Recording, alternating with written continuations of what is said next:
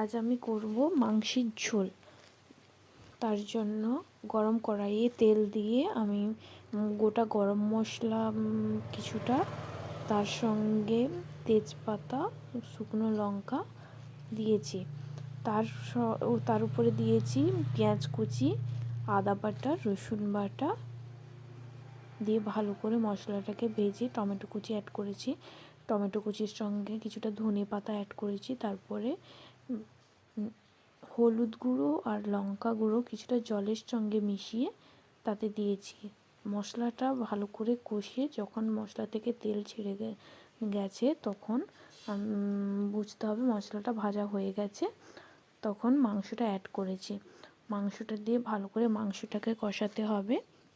ভালো করে মাংসটা কষাতে কষাতে মাংসটার কালার আসবে।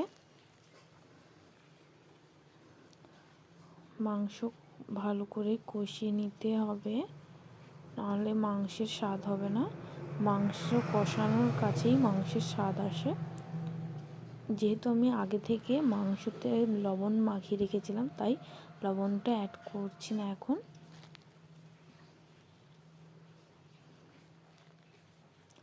আলুগুলোকেও ভেজে রেখে দিয়েছি, এবার আলু অ্যাড করব। আলু অ্যাড করেছি, ভেজে রাখা আলুগুলো অ্যাড করলাম। করে মাংসটাকে আবার ভালো করে কষাতে হবে।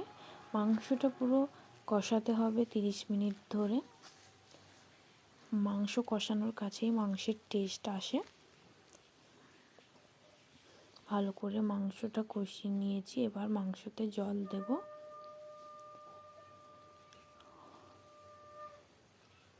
দেখুন মাংসটার কালার এসছে, দেখুন।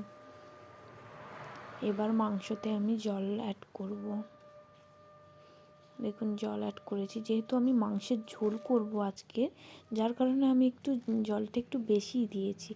এবার জল দেওয়ার কারণে পরিমাণ মতো লবণটাও দিতে হবে। পরিমাণ মতো লবণটা দিয়েছি।